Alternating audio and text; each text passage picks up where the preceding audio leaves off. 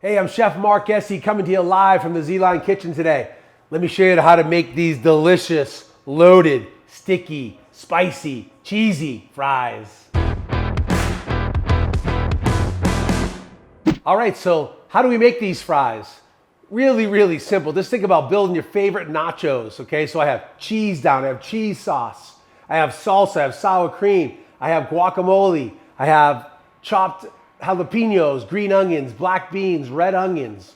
Top it off with a little pico de gallo, and you have this really spicy, cheesy, kind of delicious, flavorful fries that go great with burgers. They can be an appetizer. They're super easy to make at home. The secret is tossing those potatoes and a little bit of taco seasoning to start it off right. You can do it at home. We'll show you how to do it here today in the ZLINE kitchen. Let's get started.